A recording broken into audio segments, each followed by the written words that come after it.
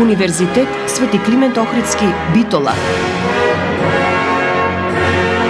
uklo.edu.mk.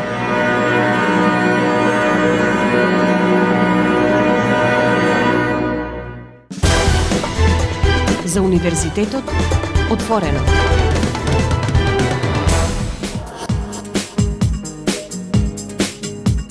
Почитувани слушатели и драги пријатели, вие сте со програмата на Универзитетското радио Укло ФМ Битола, радио на Универзитетот Свети Климент Охридски, Битола. Добре дојдовте во новото издание на емисијата за Универзитетот отворено.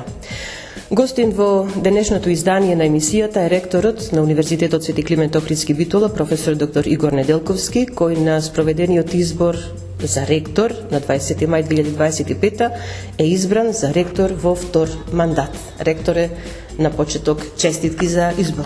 Благодарам.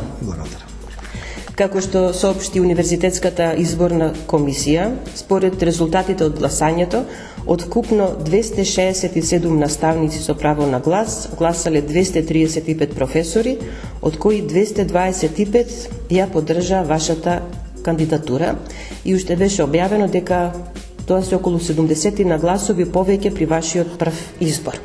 Сега сигурно се должи на вашиот ангажман, на активностите кои вие со вашиот тим ги реализирате во изминатите 2,5 години на Укло и секако на достигнувањата на универзитетот кои академската заедница ги препозна и повторно ви ја дате довербата да бидете прв човек на Универзитетот Свети Климент Охридски, Битола. На почеток во овој дел од емисијата да се подсетиме на дел од она што успеавте да го реализирате од вашата програма при вашиот прв избор. Благодарам. Најнапред да се заблагодарам до академскиот кадар и представниците на студентите, што слободно можам да речам плебисцитарно ми ја дадоја довербата да го водам универзитетот и во втор мандат, видејќи изразени во проценти, бројките зборуваат дека близу 85% од вкупниот број на гласачи, значи сите наставници и представниците на студентите, гласале за, а ако се земи само бројот кој излегле на гласање, околу 5% не се пројавија од оправдани причини, болест, странство или неможност да се гласа. Од тие 95% ми ја дале довербата, значи во однос на пред 3 години, 2022, имав 157 гласа, сега известен сум дека имам 225 гласа, што е зголемување за 43%. Тоа е гордост, бидејќи е многу тешко да се зголеми довербата во вториот мандат. Во првиот сите гледаат надеж, а во вториот сите ви бараат грешки, бидејќи е логички тоа кога секој кој работи и греши.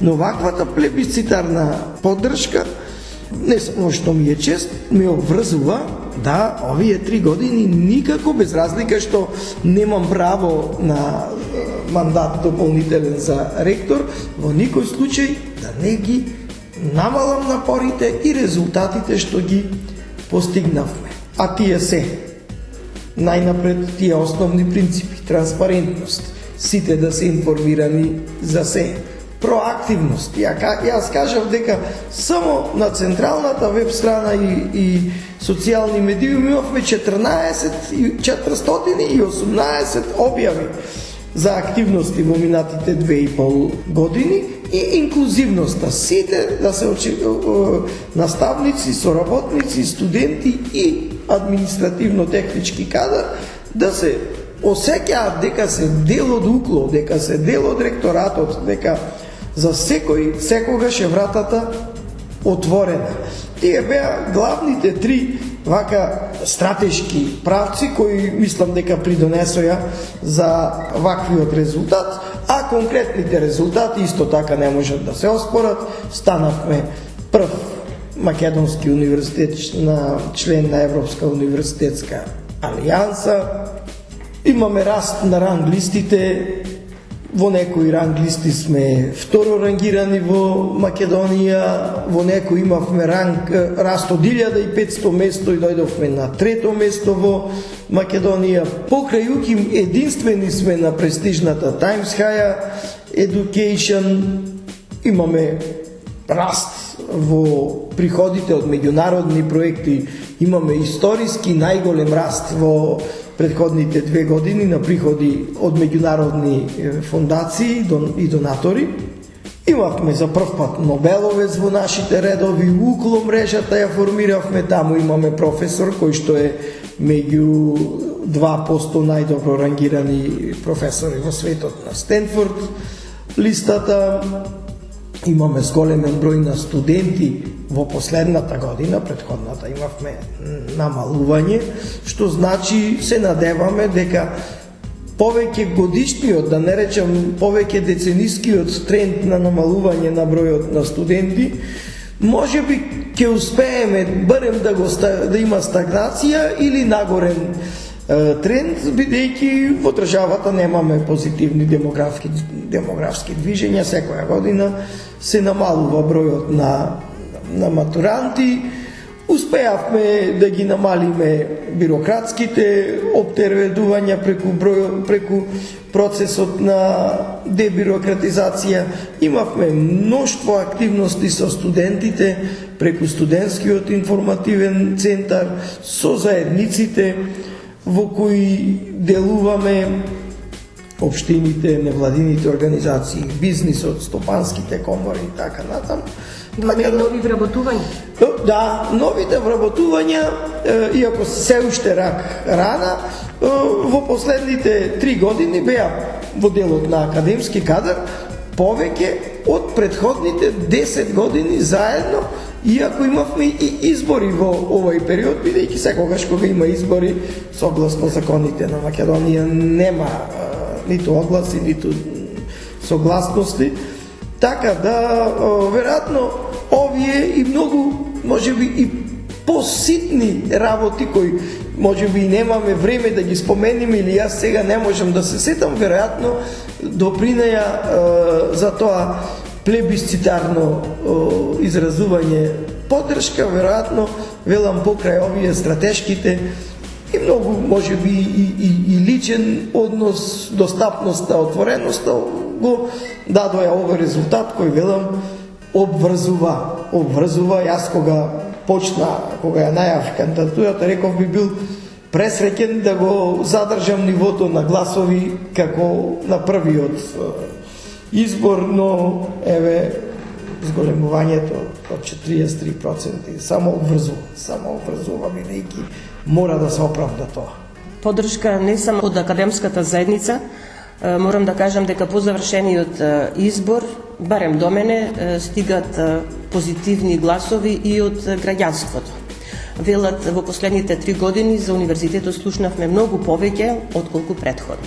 Да, мислам дека не беа само куртуазни честитки, имам добиено многу честитки од, како што реков, граѓани, добронамерни, кои немаат никаков интерес поврзан со универзитетот, но се горди дека во Битола и во регионот, не е само Битола, имаме универзитет и сакаат да се гордеат и да слушаат убави работи за универзитетот. Нормално многу од политичките функционери, представници, оние кои што имаат легитимитет во името на народот да одлучуваат, исто така го честитаат изборот и дадоја поддршка од страна на државата, така да тоа ме радува, бидејќи јас повеќе пати сум споменал дека универзитетот е за заедницата.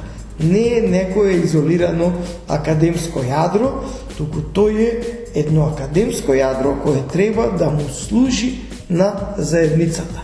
Нешто што мака мачат и многу поразвиени земји, и кога беа гостинки на нашиот отворен ден директорката и председателката на Колорс Алијансата, посебно директорката која е професионалец, Председателката ја презеде функцијата тогаш пред 2 недели, истакна дека е восхитена од интеракцијата на универзитетот со заедницата, нешто што ниту еден од другите 8 членови на Алијансата ни приближно не може моментално да го постигне, и да ја кажа дека УКЛО треба да биде пример на тие 8 универзитети, сите други се од земји членки на Европска Унија, како се соработува со заедницата, а не само изолирана академска заедница.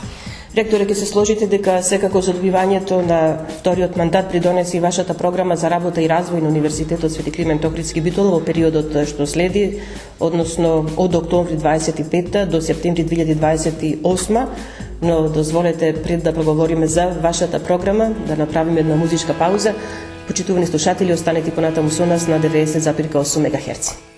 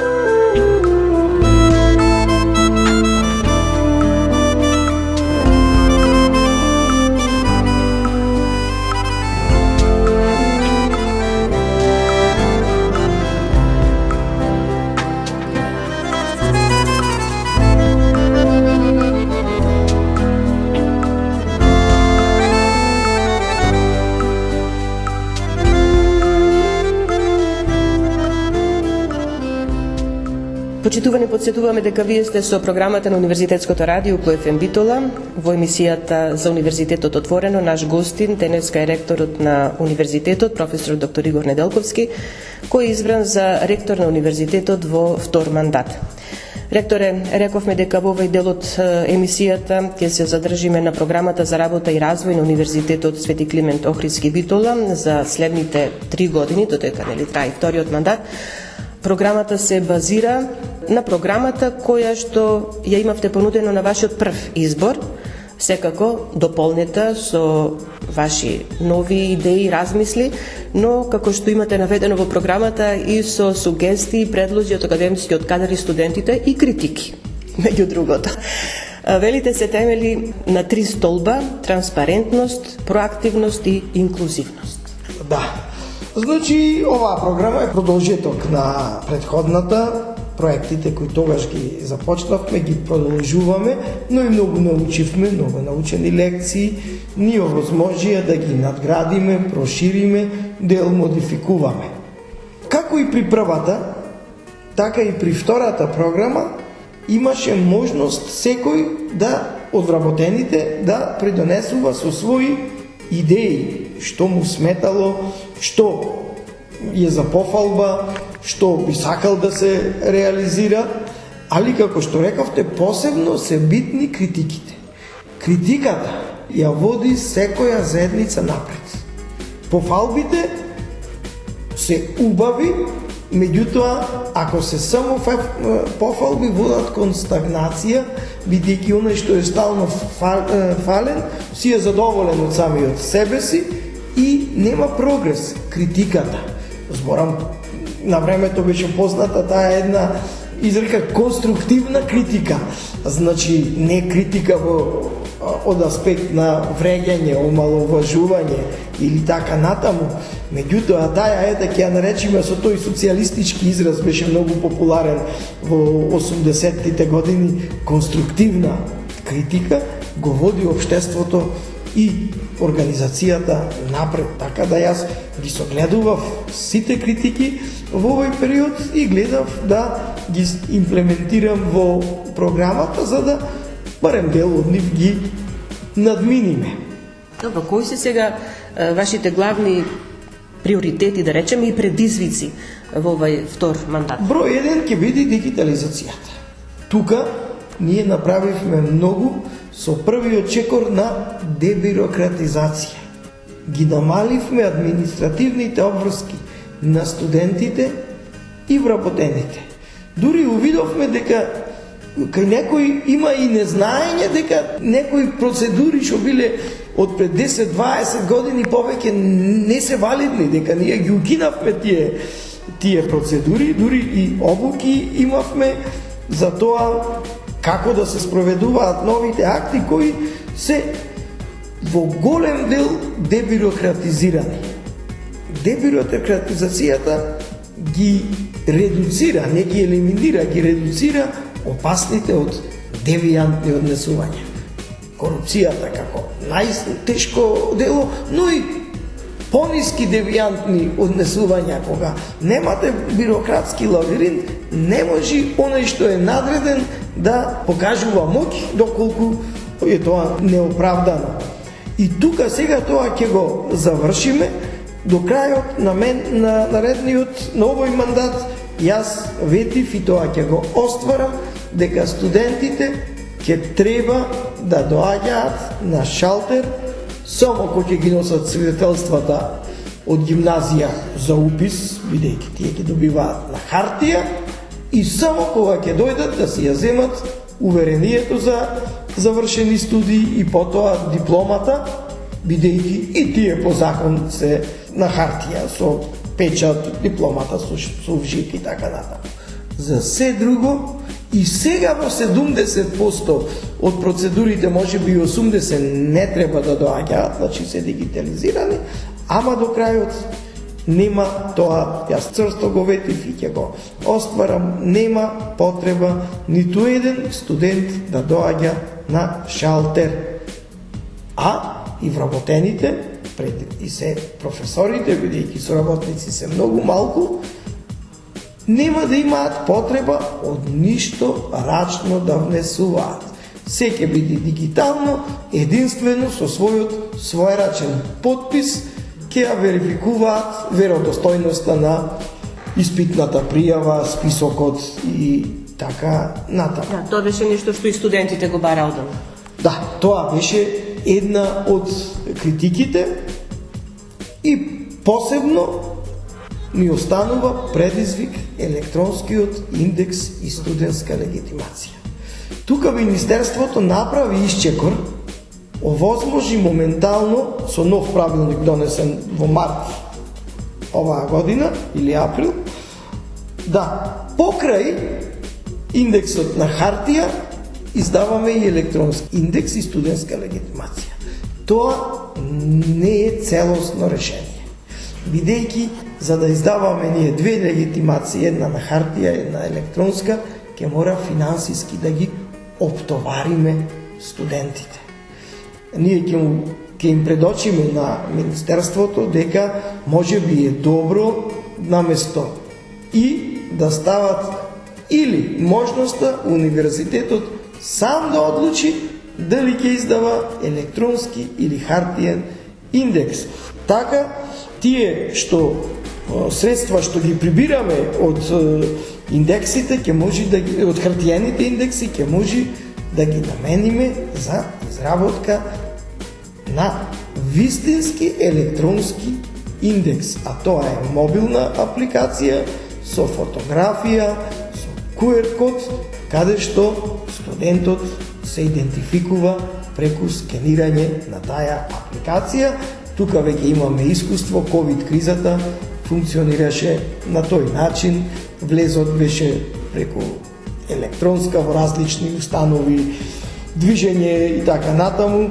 Многу брзо Македонија го дигитализира, бев една од ретките од овие што не се многу развиени земји кои веднаш воведе дигитални услуги, и ако ни се даде таква можност, ќе го спроведиме и тоа да студентите наместо индекс на хартија добиваат мобилна апликација, поситенишани со автентификација, со заштита на личните податоци, но тоа јас ќе работиме, но не го ветив дека ќе го оствариме, бидејќи ако остане моменталниот правилник, ние ќе треба значително финансиски да ги оптовариме студентите.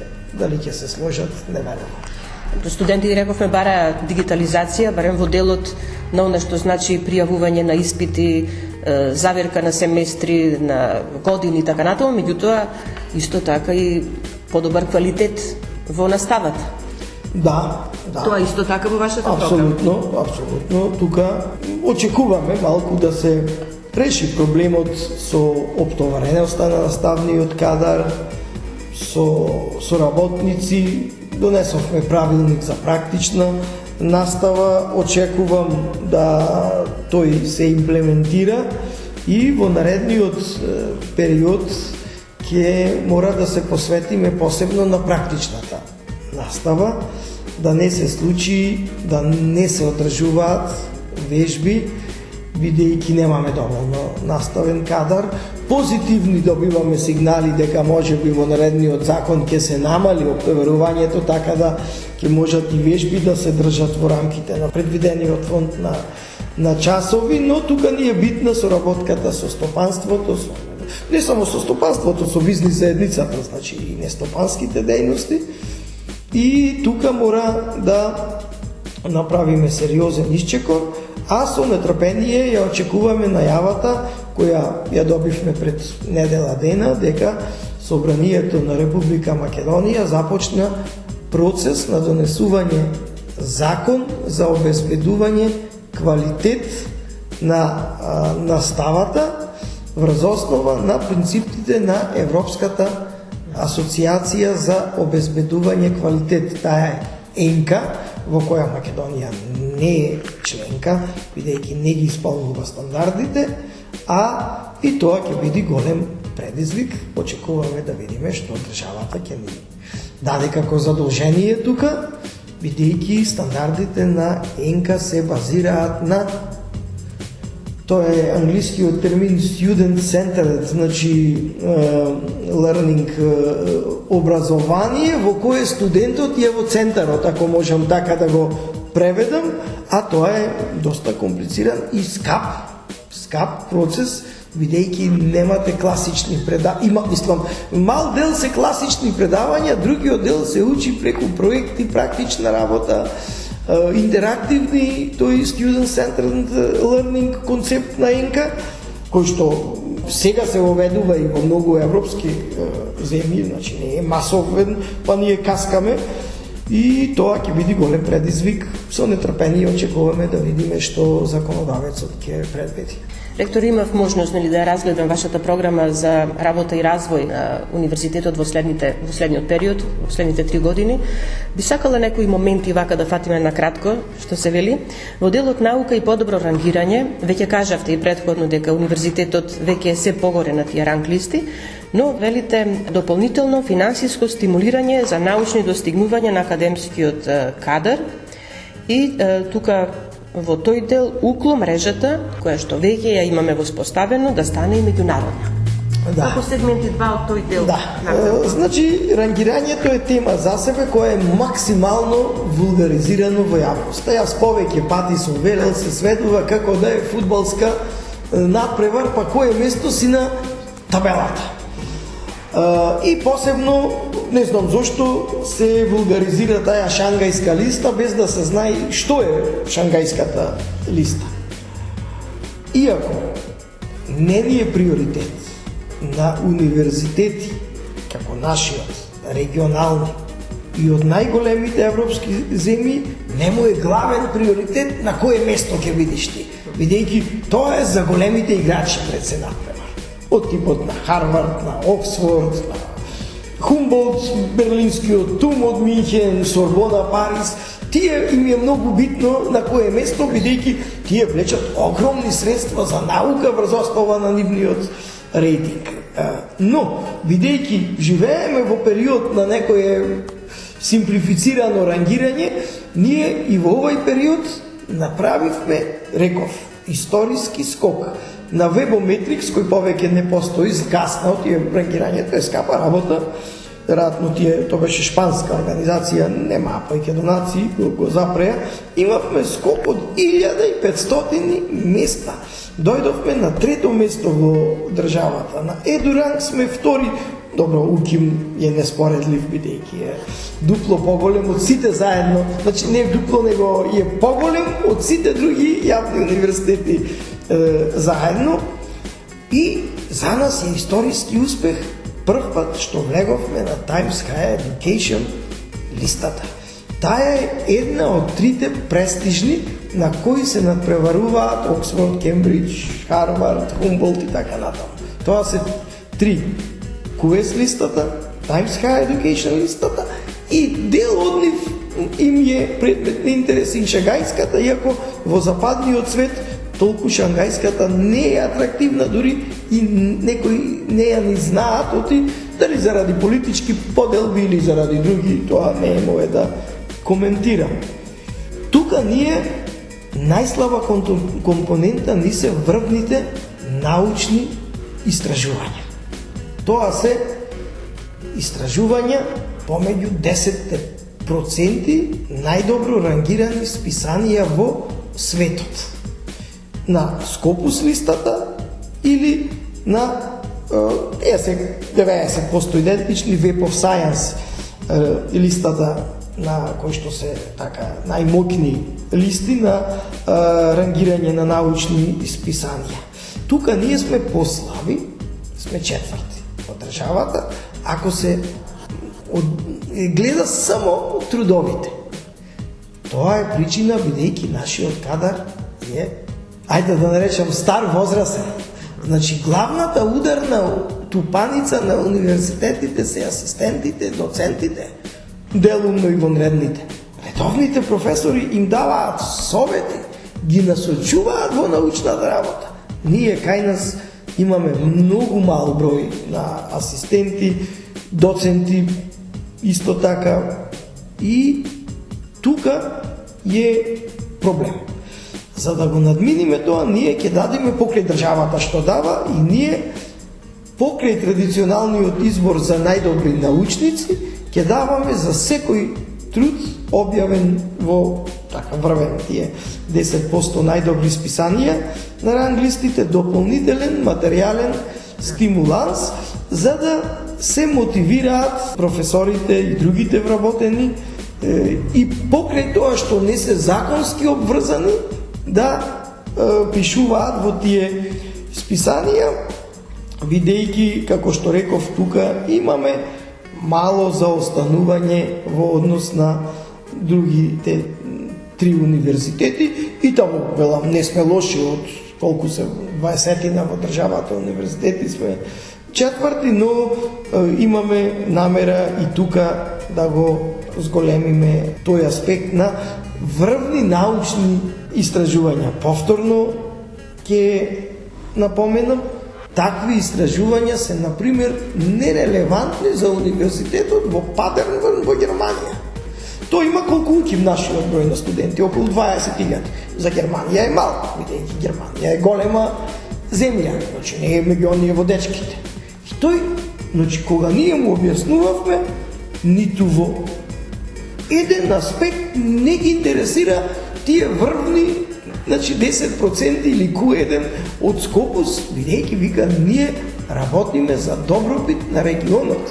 Да, во регионот каде што делува Падерборн, кој не е најразвиениот дел на Германија, не е Баварија, не е Минхен, не е Штутгарт, не е Хамбург, е Падерборн.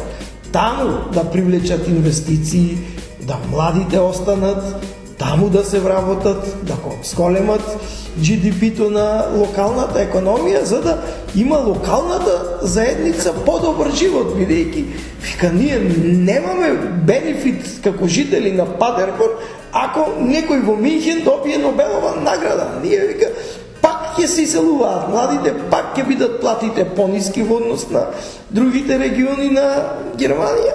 И тука е нашата главна мисија. Но, велам, не сакаме ни во тоја компонента да заостануваме.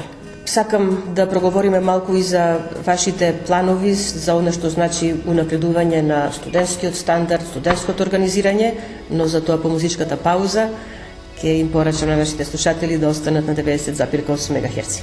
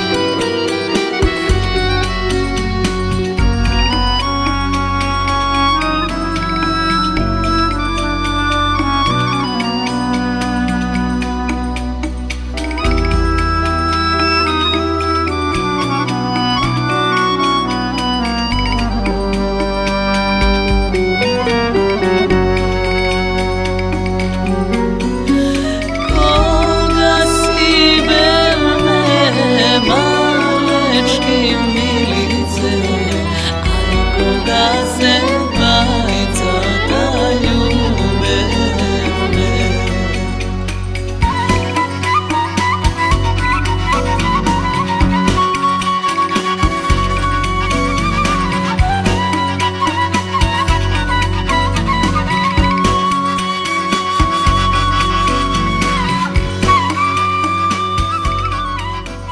Ректоре, нормално во вашата програма за работа во периодот што следи, значи 3 години од вашиот втор мандат, централно место би рекле студентите, она за што и универзитетот постои. Да, суштината на постоењето на секој универзитет се студентите. Сите други дополнителни научни истражувања, апликативна дејност се вршат само да студентите имаат повеќе практични искуства, иначе целта се студентите. И тука научивме многу. Во овој мандат јас лично научив многу, особено последната година и пол, кога започна Colors Алијансата. Кога го добивме мејлот за формирање на тој наречен стратешки одбор, стратеджи борд на Алијансата, кој донесува стратегиски одлуки за функционирањето на Алијансата, добивме дека во него учествуваат ректорите, или може да овластат проректор доколку некој можеби јазикот не го владее или е презафатен или не сака, директорката нормално на Алијансата и преседателката, и ректор и преседател на студентските, кај нас се наречени собранија, во други земји поинаку, на студентските организации ќе ги наречам.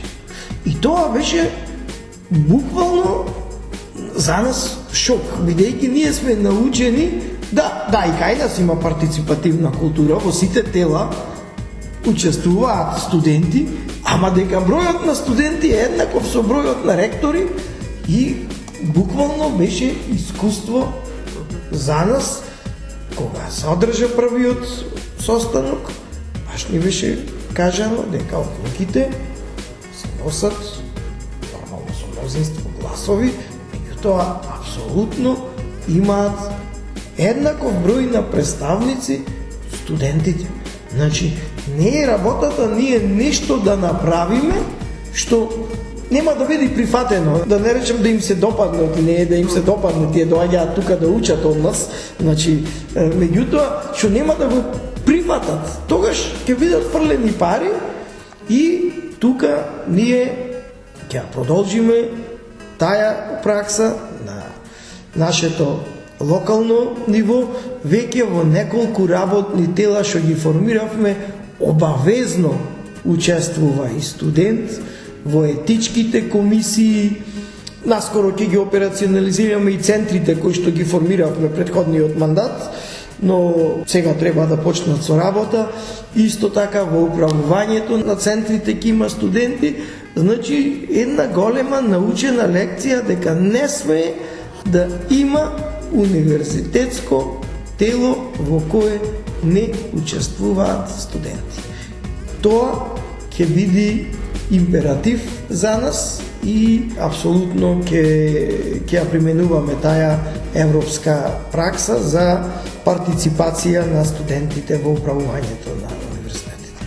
Од минатите години се започна со прогласување таленти на укло, или студенти таленти на укло. Сега најавувате талент на укло, тутор во наставата. Нешто што до сега го нема. Така, ние веќе крајот на 2023 го донесовме први во Македонија правилникот за практична настава.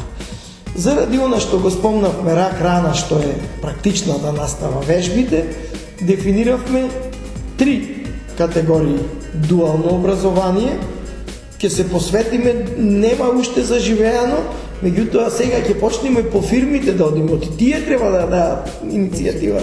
Ние не можеме да му речеме, сакаме тука, значи фирмата треба да обезбеди ресурси, човечки, просторни и така натаму. Имаме втора компонента, стручњаци од практиката, тоа функционира, не скроз задоволително, но веќе имаме доста експерти кои се вработени, доаѓаат да држат практична настава на нашите факултети. И третата компонента се туторите.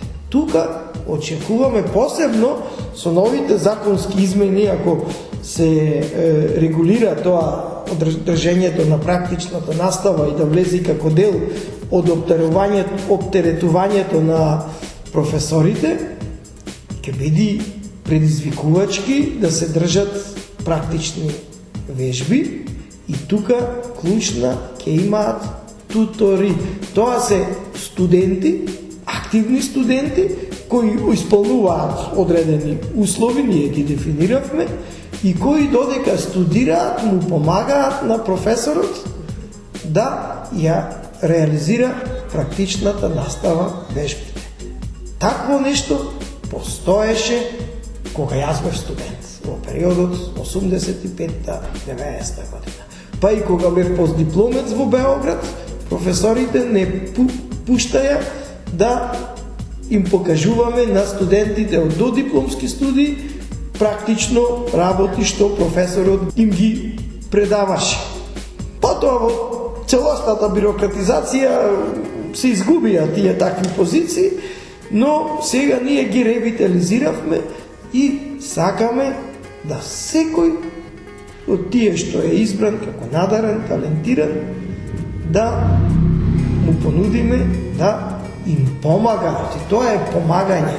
Помагање и на професорот, бидејќи не може да стигне до толков број на студенти, посебно ако имаме студент centered learning, и уште повеќе на своите колеги, бидејќи ќе им ги објаснува, а многу поубаво се учи ако ти објасни некој колега на кој можеш и мајтав да му направиш и да му се развикаш и може би да се скараш по некој пат, отколку некој со кој ја имаш првен генерацијска бариера, второ бариера на различни позиции во универзитетот. И тоа е нешто што исто така одамна функционирало, но велам, за жал, многу покасно изумре и уште возрастните генерации од мојата се сакавам кога кажуваја дека имало кружоци по универзитетите, каде што еден посолиден студент добивал задача од професорот да ги собери 5-10 своји другири и да им покажува. За жал, велам, себичноста, може би отугеноста, може би не толку големата социализација, потоа го направи тој тип на дружење непопуларен и може би исчезна и од актите и од сето тоа, а ние сега го донесовме како акт. Тука малку ни каска примената, но ќе мора сега пак да дајме акцент на примената. Јас ќе почнам со сите декани да работам, да потоа тие со професорите, да буквално нема бариери кога се ангажираат такви тутори кои традиционално се ангажираат и за ситни средства, често и бесплатно некој, така да не се товар за факултетот или универзитетот, бидејќи средствата се тие што се. Добро, во делот на студентите имате наведено и други работи, како продолжување со веќе воспоставената традиција прогласување амбасадори на УКЛО, студенти кои што се истакнале во своите области. Минатата година имавме и награди за извонредност за студентите. Верувам дека ќе се направат напори да се продолжи со тоа. Во секој случај сакам да кажам дека останува постојано поддршката од ваша страна на се она што значи студентско организирање, студентски активности и секако оно што значи барање на студентите за решавање на одредени проблеми. Да, значи јас стално сум приврзаник на тој проактивен животен стил. Некој нема од дома да дојди да ве земи за рака и да ви овозможи нешто, освен ако станете селебрити, али тоа за да станете селебрити претходно имате многу зад вас проактивен пристап за да сте некој препознаен лик во општеството, па сите ве молат после да учествувате во нивни настани или активности. Многу е битно уште од на таа возраст кога почнуваат тие со професионалниот живот, бидејќи веќе се зрели лица, матурирале, Значи, добиле зрелост и сега навлегуваат во професионалниот живот на факултет. Не се доаѓа заради општа наобразба или култура. Се доаѓа на факултет да се научи занаед, што викаат повозрастните, значи да се добие професија со која потоцна ќе се заработува и ќе се живее. И тука во тој професионален живот е многу битна проактивноста. Не само совладување на испити и така натаму, меѓутоа проактивност во сите сфери на универзитетското живење. И тука ние многу правиме и доправа ќе правиме, организираме забавни активности, културни активности, спортски активности, научни, други форми на дружење и ќе ги стимулираме што поголем број на студенти да се мотивираат, бидејќи денеска и во компаниите, во големите компании, посебно меѓународните компании, повеќе се ценат оние што сте покрај стручни, сестрани како личности, отколку некој кој не сака да учествува во компаниските активности, бидејќи не сака да соработува со колегите, бидејќи денеска науката, техниката и другите области на човековото живење се толку напреднати што поединец не може ништо да допринесе. Денеска секаде работаат тимови и затоа се цени тимската работа, проактивноста. Впрочем, ние дали сме слушнале за некој голем научник од 21-виот или втората половина на 20-тиот век? Не. Повеќето научници што ги учиме по хемија, биологија, се од 19 и 18, од Стара Грција. Никола Тесла е можеби последниот, меѓутоа и тој почина 1943 година, значи не е во втората половина. Кај што го знаеме како поединец, како лик. Денеска никој нема слушнато за такви имиња. А научните откритија се многу поголеми. Денеска имаме многу повеќе научни откритија во однос на 18-19 почеток на 20 век. Но не се од еден човек. Толку е науката комплексна што не може еден човек да биде она генија и да се совлада. Затоа е битна тимската работа. Ние тука наукло сакаме тоа да му всадиме на нашите студенти да бидат проактивни, да не чекаат некој, како што реков на почетокот, да ги донесе за рака. Да учествуваат во сите активности и тие студентите ќе не бидат во центарот на вниманието и во наредниот период. Сега сосема за крај, а врзано за оно што значи тимска работа, како голем предизвик ваш, но и на тимот ваш или ректорската управа, пред вас стои основањето на Факултетот за медицински науки и здравство. Владата неодамна усвои информацијата за потребата од основање на ваков факултет како единица на Универзитетот Свети Климент Охридски Битола, кој според предлогот на Министерството за образование и наука планирано е да започне со работа од академската 2026-2027 година. Формирање на ваков факултет е голема работа во смисла организирање не само на просторни услови, туку и на кадар, опремување на лаборатории, училници. Сето тоа ќе бара доста работа од вас, ангажман не само од вас, туку и помош од сите страни, од секаде каде што ќе може да се добие. Да. Значи, потребата од таков факултет требало да се идентификува пред 15 на 20 години. За жал, тогаш не се успеало овој регион да добие таков факултет, иако ја имал првен виша, а потоа висока медицинска школа, прва во Македонија. Значи, Скопје го имаше првиот медицински факултет, а Битола првата висока медицинска школа, односно пред да биде висока беше виша медицинска школа, но тие се одлуки на државата, така било пред 20 на години и сега ние се бориме таа една празнина да ја на некој начин исполниме од денешен аспект.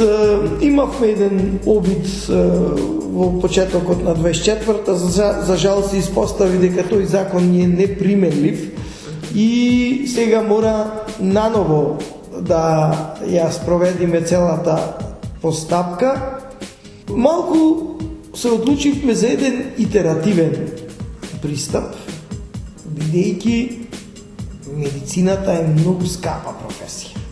Бара и инфраструктурни, но и кадровски решенија. Овој пристап што сега го почнавме, ни дава долгорочна визија, а не нешто на брзина да направиме, па потоа да не излези именно види каков кадар вадат од Битола, доктори ништо не знаат. Тоа е многу лош, бидејќи кога се работи за доктор, секој е посебно осетлив, оти го осеќа на себе, на своето здравје, стручноста на докторите. И тука сега, значи, убаво утврди МОН и владата дека не треба на брзина, дека ние сега една година ќе припремаме елаборат, ќе бараме кадар и во 26-та година првен ќе запишиме академски студии од областа на здравствените науки. Тоа јас сега не сум толку специјалист од таа област, како што сум информиран, тоа се академски студии за, така да речено, сестринство, здравствена нега, бидејќи генерално во Европа се менувале одредбите, значи се воведувала нова категорија на даватели на здравствени услуги, што е нешто помеѓу медицинска, класична медицинска сестра, која нели кај нас вообичаено дава само терапија, инекции и така натаму, и оној доктор кој што става диагноза. И тука, колку што сум информиран, се работи на нова национална класификација на занимања, и тука ќе видиме прв во државата што ќе понуди такви студии, но не на брзина. Велам, ние почнавме да работиме со одборот за акредитација, да ги видиме дали имаме кадар, кој ќе треба да се зајакниме, просторните услови, и потоа, кога ќе се створи зрела маса, не спевам одма, можеме по 5, можеме по 10 години, и да размислуваме и за студии по општа медицина, ако има потреба, но не на брзина. И не по секоја цена. И не по секоја. Не, ајде сега ќе правиме факултет за општа медицина. Немаме кадар. Сега ќе почнеме, ај хонорарец од тоа, па иди, па не, па онлайн настава, па немаме клиничка пракса, па ќе држиме импровизација. Тоа во секој случај изневерување на очекувањата на студентите. Многу лошо е тоа. Многу лошо е, не само на студентите. Уште поголемо е на општеството. И на државјаните на оваа држава. Тие очекуваат некој така што има сериозно знаење да ги лечи, а не да добијат некомпетентна здравствена услуга. И тука овој принцип ќе го следиме, почнавме веќе, како што кажавте, владата си ја заврши својата работа, сега сме на стручниот дел на одборот за акредитација, како што реков, не брзаме, нема потреба од брзање, работиме цела, имаме година дена да видиме, да ги решиме проблемите, да најдиме кадар, да склучиме договори. Тука има и практична многу настава со болниците, со медицинските науки се и посебно регулирани во Законот за високо образование. Таму не мора сите професори да се вработени, голем дел држат настава специјалисти од клиничките болници, така да од кога тоа ќе го реализираме, имаме, како што реков, цела година да си започнеме во 2026 на голема врата, а не на мала врата.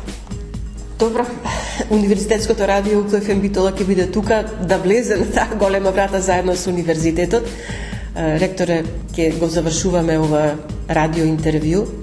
Дадовме доста информации, потоа што дадовте доста информации, доста работи нашите слушатели може да чујат од вас за она што како план ќе го реализирате. Само да кажам дека во вашата програма употребувате термини како ветувам, дека ќе се исполни одредена работа, па академската заедница и студентите ќе ве држат за збор. Во секој случај, реизборот значи, како што кажавте, голема чест за вас, но и многу повеќе обврски. но се надевам и сигурна сум дека ќе излезете накрај со сите. Ви благодарам многу за можноста што ми ја дадовте за ова интервју, а посебно за ова што го кажавте на крајот. Јас и пред 3 години, при првиот избор, во целата програма беше употребуван зборот ветувам, гарантирам, а за некои работи кои што беше наставено, може би дека ако е нешто од надвор од мојата моќ, не можам да ветам. Ветувањето е нешто што е можеби денеска подзаборавено. Јас сум веќе на скоро 60 годишна возраст, што би се рекло професор од стар ков, од еден период каде што многу тешко се даваше ветување, ама кога нешто ќе се ветеше, тешко вас ако не го исполневте. Сите очекуваја на зборот да се достоите. И јас и пред 3 години ветував и гарантирав, тоа го елаборирав во отчетот дека негде, иако имам уште 6 месеци од овој мандат, веќе 95% е реализирано ветеното, нешто што беше можеби не можеше да се реализира. Затоа и во оваа програма го користам често зборот ветувам. Ветувам значи давам збор. А зборот има поголема тежина од било кој бирократски акти или се таму може да се изманипулира, да се избегне, ама зборот кој ќе го дадете, ако не го исполните, тешко ќе си го измиете образот. Ви благодарам за разговор. Благодарам јас.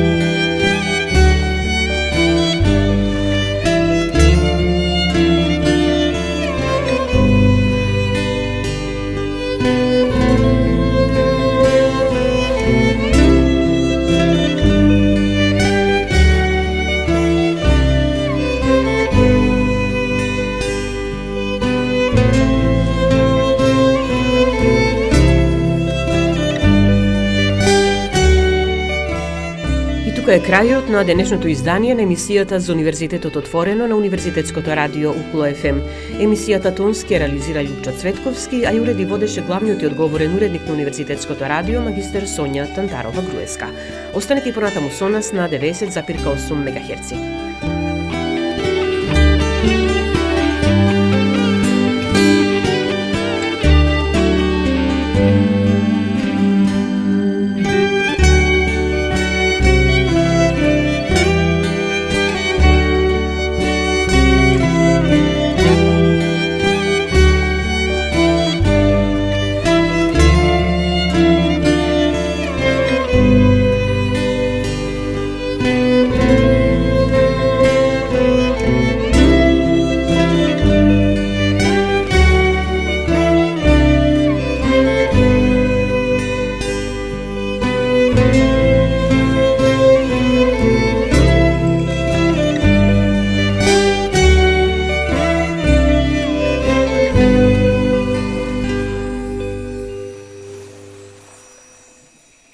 Укло ФМ, Битола, мај 2025 година. 24 часа секој ден на 90,8. Укло ФМ, Битола.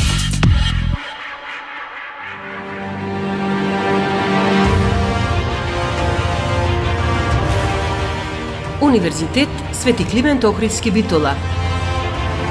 Член на Европската универзитетска алијанса Колорс.